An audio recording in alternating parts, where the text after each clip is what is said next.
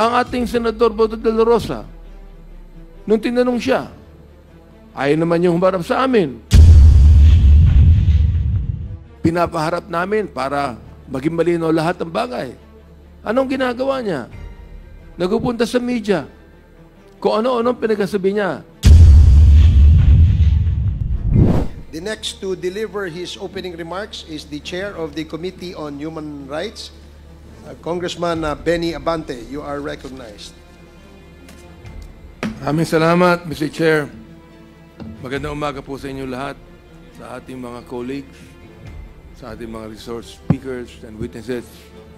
Salamat po sa inyong pagdalo muli sa Quadcom hearing na ito. Kayo po ay kasama naming mga lingkod ng ating bayan. So again, we gather here in what? In pursuit of truth, justice, and accountability. Kung meron man dito nagsasabi na we're gathered here because of politics, gusto namin humarap siya rito para sabihin sa amin directly. As we open this hearing, let us be reminded of the words of Romans 13:3 and 4. And I would like to read in quote. For rulers are not a terror to good works, but to the evil. Ang rulers po dito ay hindi lamang ang ating political leaders, kundi lahat ng ating law enforcers. Ano po ang gawain natin? We are not a terror to good works, but to the evil. Wilt thou then not be afraid of the power? Do that which is good. Yan po ang command ng Scripture. Do that which is good, and thou shalt have praise of the same. For he is the minister of God to thee for good. Ang bawat opisyal po ng bayan ay tinawag na ministro ng Diyos para sa kabutihan. So ito po ang sinasabi, do that which is good. This is the standard by which we measure our actions in this quest for justice. This is the challenge to all who hold power, whether in government, law enforcement, or public service. Power must never be abused in order to shield wrongdoers. It must never be wielded to sow fear among the innocent. Power must serve only one purpose: to uphold what is just and to bring evil to account. Yet, time and time again, in the course of these hearings, we have seen the opposite. Those entrusted with the duty to protect have enabled injustice. Those who swore to uphold the law have hidden behind silence. Those called to testify, like former PIDEA Chief Wilkins Villanueva, and I would never question his good record in the Philippine National Police. I admire what he has done. But he has refused to answer the people's questions, forcing us to cite them for contempt. This is not a mere legal matter. It is a moral one. After all, the first laws that were made in the world were based upon a moral code. If we are to serve justice, if we are to save our countrymen from the clutches of extrajudicial killings, illegal drugs, and pogos that have corrupted our institutions, then we must do that which is good. And this begins with the truth. May mga taong pinapasalamatan ang dating administrasyon sa war on drugs. kine-question kami kung mas maganda ba na ang Pilipinas ay mahulog sa droga kaysa labanan ng droga. Sinabi namin, inulit-ulit namin dito, sinuportahan namin ang dating administrasyon sa war on drugs. Binanggit ko sa ating former president, ang hindi ko lang maintindihan kung bakit kinakailangang pumatay ng more than 30,000 people para mawala ang drugs. Ang question dito ito, nawala ba? Hindi nawala ang drugs. Ganun pa rin. Ang inaakala po namin dito, ay baka naman tinanggal natin ang kompetisyon para ang maiwan na lamang sa drug trade ay yung mga nasa kapangyarihan. Yun ang nais kong sabihin. Oho, ayaw po natin mahulog ang bansa sa droga. Ayaw po natin yan. Pero ayaw din natin na ang buong Pilipinas maging killing fields. Na pumatay tayo na hindi sinusunod ang ating saligang batas. Dito po ay atin ang nakita. Nung tinanong namin, bakit binaril to? Bakit pinatay ito? Sapagkat order po ito ng aming nakakataas. Kahit po ba ang order na nakakataas ay hindi ayon sa saligang batas, susundin ng ating mga law enforcers? Ano po ang sagot ng ating mga ibang law enforcer officials? Hindi po. Dapat sundin ang saligang batas. Ang ating Senador Boto de la Rosa, nung tinanong siya, ayaw naman yung humarap sa amin. Pinapaharap namin para maging malinaw lahat ng bagay. Anong ginagawa niya? Nagpupunta sa media. Kung ano-anong pinagsasabi niya. Sinisipa niya ang mga kapulisan na alam nila ang batas. Hindi nila dapat sundin ang nakakataas sa kanila kung naniniwala sila na hindi ito ayon sa batas. Pero sinunod Di ba? Now, yet, kahit na po sa kanya mga bagay, mga kababayan, I am not without hope. Mga kasama, the Quadcom was not convened to chase imaginary shadows. We are here because lives have been lost, because families have been torn apart, because organized crime operating under the guise of legal businesses has found protection in our own institutions, because a few law enforcers, hindi namin nila lahat, a few law enforcers have chosen to become instruments of terror instead of being ministers of justice. As I've said, hindi kami nawawala ng pag-asa dito. For history and experience tell us that there is always hope in the pursuit of righteousness. Hope that those who were once silent in the face of injustice will now have the courage to speak. Sinabi ko po yan sa Committee on Human Rights na huwag na kayong matakot sapagkat gumagawa na tayo ng paraan upang ma-address ang problemang ito. Pero nais kong sabihin sa ating mga kababayan, marami pa rin naging biktima ng pagpatay ay natatakot lumabas. Bakit natatakot? Yan po ba ang ibig sabihin ng leadership? Manakot tayo ng tao para sumunod sa atin? O maging halimbawa tayo ng tamang panunungkulan para ang tao at ang bayan ay sumunod sa atin? Hope that those complicit in wrongdoing will find the resolve to make things right.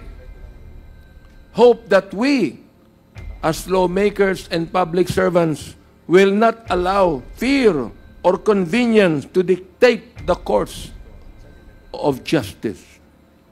to those who come before this committee, to those who still hesitate, to those who are reluctant and afraid to speak the truth, do that which is good. Not for us, not for politics, but for your countrymen who have suffered in silence. For the time for evasion has passed. The time for justice is now. Let these hearings be evidence of our commitment and proof of our resolve. We seek not vengeance, only truth. We wield this power not for personal gain, but for our people. And we will not stop until the evildoers who have plagued our country are unmasked, until justice is restored, and until righteousness prevails. Anuman ang pananakot na ginagawa sa amin. So may God guide us in the days ahead. Kayo po ay kasama naming mga lingkod ng ating bayan. So again, we gather here in what? In pursuit of truth, justice, and accountability. Kung meron man dito nagsasabi na we're gathered here because of politics, gusto namin humarap siya rito para sabihin sa amin directly. As we open this hearing, let us be reminded of the words of Romans 13:3 and 4. And I would like to read in quote. For rulers are not a terror to good works, but to the evil. Ang rulers po dito ay hindi lamang ang ating political leaders, kundi lahat ng ating law enforcers. Ano po ang gawain natin? We are not a terror to good works, but to the evil. Wilt thou then not be afraid of the power? Do that which is good. Yan po ang command ng Scripture. Do that which is good, and thou shalt have praise of the same. For he is the minister of God to thee for good. Ang bawat opisyal po ng bayan ay tinawag na ministro ng Diyos para sa kabutihan. So ito po ang sinasabi, do that which is good. This is the standard by which we measure our actions in this quest for justice. This is the challenge to all who hold power, whether in government, law enforcement, or public service. Power must never be abused in order to shield wrongdoers. It must never be wielded to sow fear among the innocent. Power must serve only one purpose: to uphold what is just and to bring evil to account. Yet, time and time again, in the course of these hearings, we have seen the opposite. Those entrusted with the duty to protect have enabled injustice. Those who swore to uphold the law have hidden behind silence. Those called to testify, like former PIDEA Chief Wilkins Villanueva, and I would never question his good record in the Philippine National Police. I admire what he has done. But he has refused to answer the people's questions, forcing us to cite them for contempt. This is not a mere legal matter. It is a moral one. After all, the first laws that were made in the world were based upon a moral code. If we are to serve justice, if we are to save our countrymen from the clutches of extrajudicial killings, illegal drugs, and pogos that have corrupted our institutions, then we must do that which is good. And this begins with the truth. May mga taong pinapasalamatan ang dating administrasyon sa war on drugs. Kine-question kami kung mas maganda ba na ang Pilipinas ay mahulog sa droga kaysa labanan ng droga. Sinabi namin, inulit-ulit namin dito, sinuportahan namin ang dating administrasyon sa war on drugs. Binanggit ko sa ating former president, ang hindi ko lang maintindihan kung bakit kinakailangang pumatay ng more than 30,000 people para mawala ang drugs. Ang question dito ito, nawala ba? Hindi nawala ang drugs. Ganun pa rin. Ang inaakala po namin dito, ay baka naman tinanggal natin ang kompetisyon para ang maiwan na lamang sa drug trade ay yung mga nasa kapangyarihan. Yun ang nais kong sabihin. Oho, ayaw po natin mahulog ang bansa sa droga. Ayaw po natin yan. Pero ayaw din natin na ang buong Pilipinas maging killing fields. Na pumatay tayo na hindi sinusunod ang ating saligang batas. Dito po ay atin nang nakita. Nung tinanong namin, bakit binaril to? Bakit pinatay ito? Sapagkat order po ito ng aming nakakataas. Kahit po ba ang order na nakakataas ay hindi ayon sa saligang batas, susundin ng ating mga law enforcers?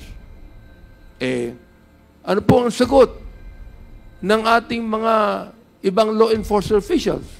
Hindi po. Dapat sundin ang saligang batas. Ang ating Senador Boto de la Rosa, nung tinanong siya, ayaw naman yung humarap sa amin. Pinapaharap namin para maging malinaw lahat ng bagay. Anong ginagawa niya? Nagpupunta sa media. Kung ano-anong pinagsasabi niya. Sinisipa niya ang mga kapulisan na alam nila ang batas. Hindi nila dapat sundin ang nakakataas sa kanila kung naniniwala sila na hindi ito ayon sa batas. Pero sinunod Di ba? Now, yet, kahit na po sa kanya mga bagay, mga kababayan, I am not without hope. Mga kasama, the Quadcom was not convened to chase imaginary shadows.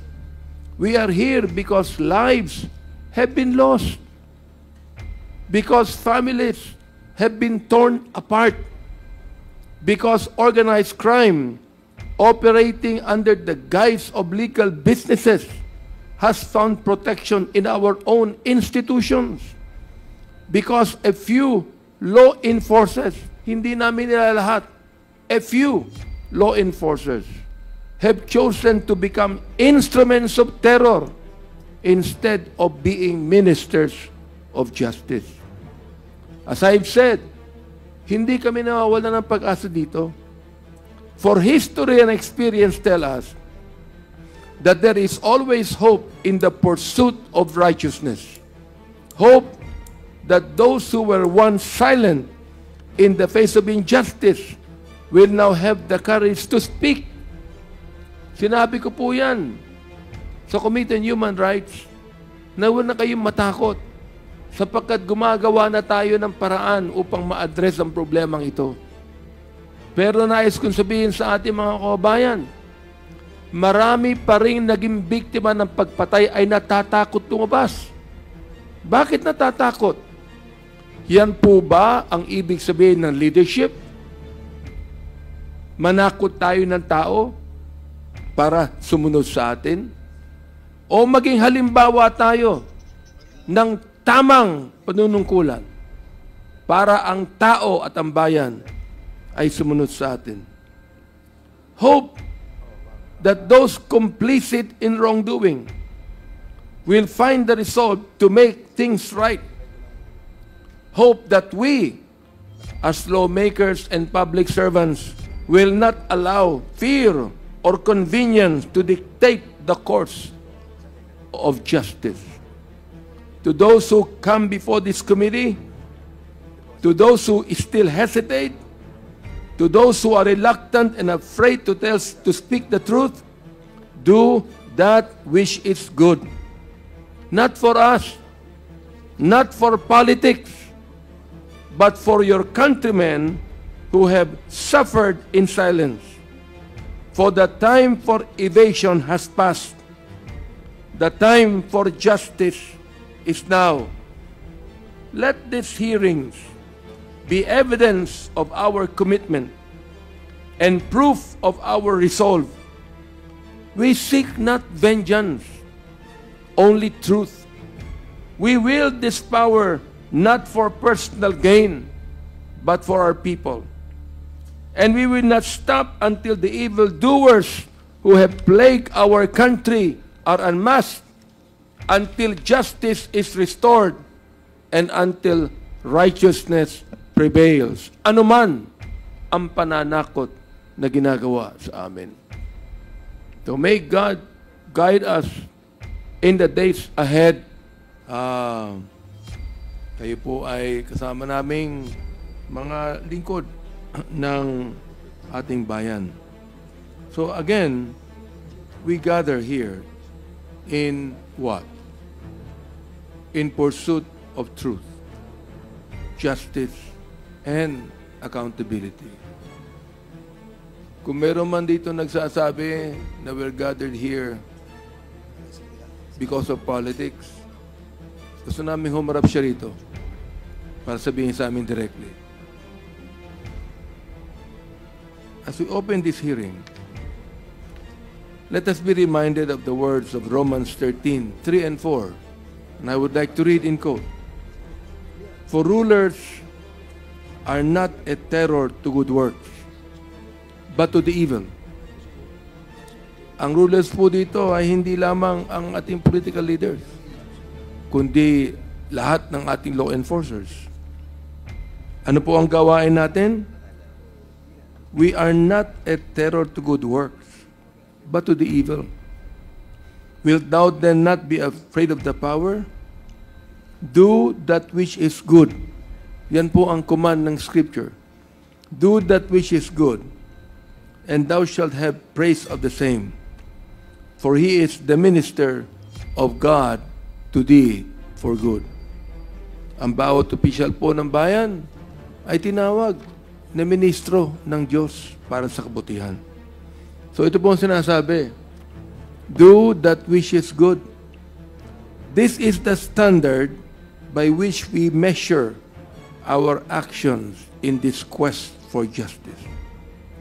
This is the challenge to all who hold power, whether in government, law enforcement, or public service.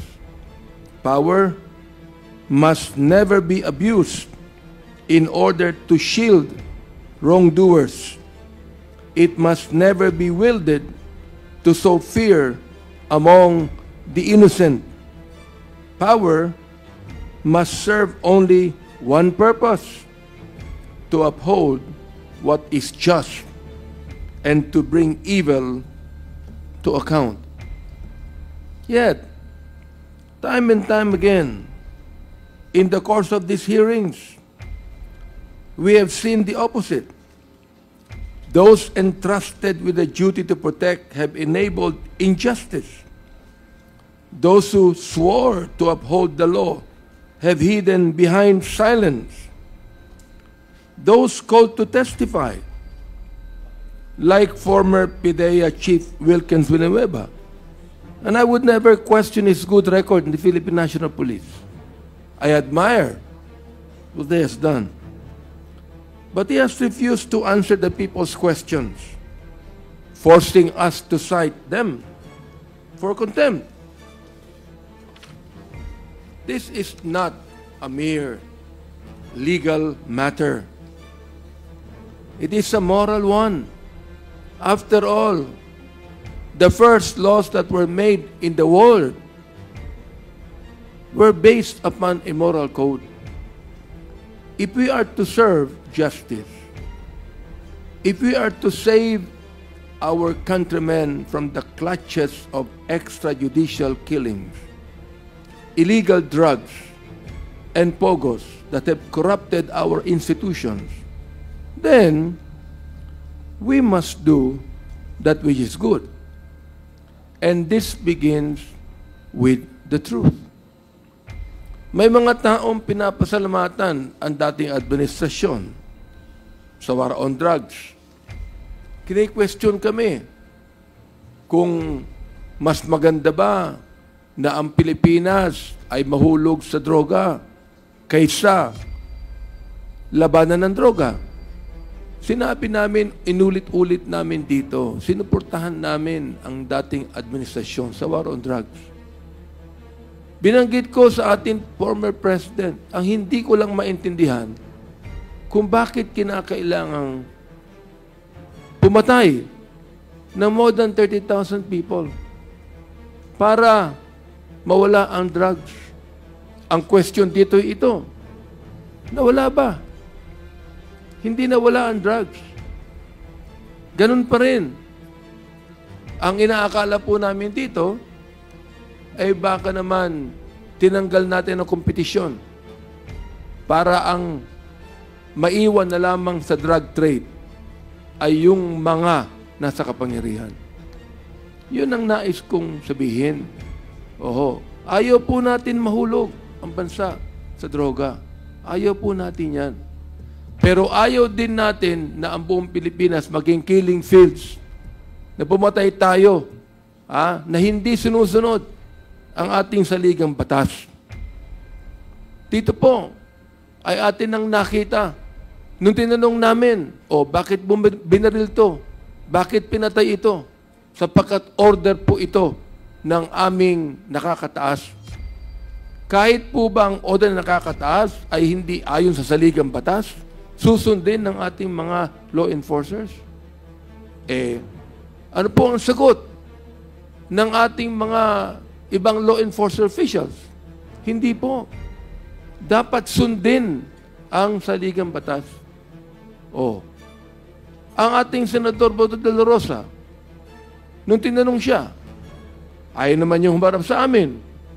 Pinapaharap namin para maging malinaw lahat ng bagay. Anong ginagawa niya? Nagpupunta sa media. Kung ano-anong pinagsasabi niya.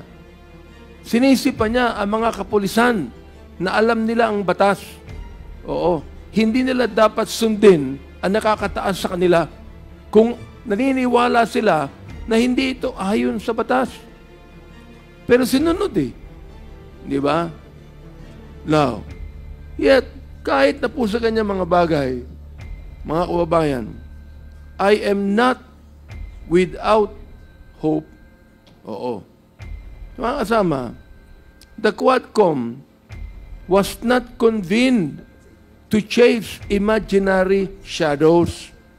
We are here because lives have been lost, because families have been torn apart, because organized crime operating under the guise of legal businesses has found protection in our own institutions, because a few law enforcers, hindi namin nila lahat, a few law enforcers have chosen to become instruments of terror instead of being ministers of justice. As I've said, hindi kami nawawala ng pag-asa dito. For history and experience tell us that there is always hope in the pursuit of righteousness. Hope that those who were once silent in the face of injustice will now have the courage to speak. Sinabi ko po yan sa Committee on Human Rights na huwag na kayong matakot sapagkat gumagawa na tayo ng paraan upang ma-address ang problemang ito. Pero nais kong sabihin sa ating mga kababayan, marami pa rin naging biktima ng pagpatay ay natatakot lumabas. Bakit natatakot? Yan po ba ang ibig sabihin ng leadership? Manakot tayo ng tao para sumunod sa atin? O maging halimbawa tayo ng tamang panunungkulan para ang tao at ang bayan ay sumunod sa atin? Hope that those complicit in wrongdoing will find the resolve to make things right. Hope that we, as lawmakers and public servants, will not allow fear or convenience to dictate the course of justice. To those who come before this committee, to those who still hesitate, to those who are reluctant and afraid to speak the truth, do that which is good. Not for us, not for politics, but for your countrymen who have suffered in silence. For the time for evasion has passed. The time for justice is now. Let these hearings be evidence of our commitment and proof of our resolve. We seek not vengeance, only truth. We wield this power not for personal gain, but for our people. And we will not stop until the evildoers who have plagued our country are unmasked, until justice is restored, and until righteousness prevails. Anuman ang pananakot na ginagawa sa amin. So may God guide us in the days ahead. Maraming salamat po at manigong bagong taon sa inyong lahat. The next to deliver his opening remarks is the Chair of the Committee on Human Rights, Congressman Benny Abante. You are recognized. Maraming salamat, Mr. Chair. Magandang umaga po sa inyo lahat, sa ating mga colleagues, sa ating mga resource speakers and witnesses. Salamat po sa inyong pagdalo muli sa Quadcom hearing na ito. Kayo po ay kasama naming mga lingkod ng ating bayan. So again, we gather here in what? In pursuit of truth, justice, and accountability. Kung meron man dito nagsasabi na we're gathered here because of politics, gusto namin humarap siya rito para sabihin sa amin directly. As we open this hearing, let us be reminded of the words of Romans 13:3 and 4. And I would like to read in quote. For rulers are not a terror to good works, but to the evil. Ang rulers po dito ay hindi lamang ang ating political leaders, kundi lahat ng ating law enforcers. Ano po ang gawain natin? We are not a terror to good works, but to the evil. Wilt thou then not be afraid of the power? Do that which is good. Yan po ang command ng Scripture. Do that which is good, and thou shalt have praise of the same. For he is the minister of God to thee for good.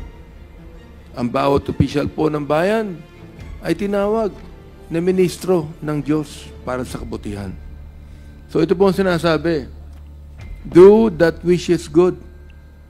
This is the standard by which we measure our actions in this quest for justice.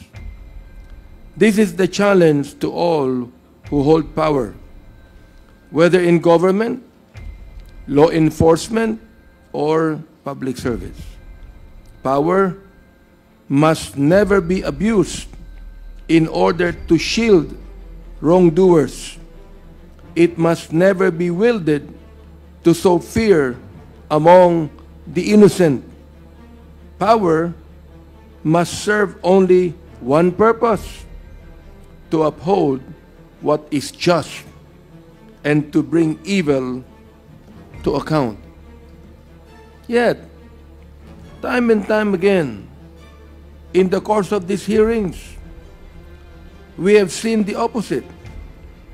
Those entrusted with the duty to protect have enabled injustice. Those who swore to uphold the law have hidden behind silence. Those called to testify, like former PIDEA Chief Wilkins Villanueva, and I would never question his good record in the Philippine National Police. I admire what he has done. But he has refused to answer the people's questions, forcing us to cite them for contempt. This is not a mere legal matter.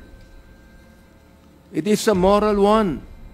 After all, the first laws that were made in the world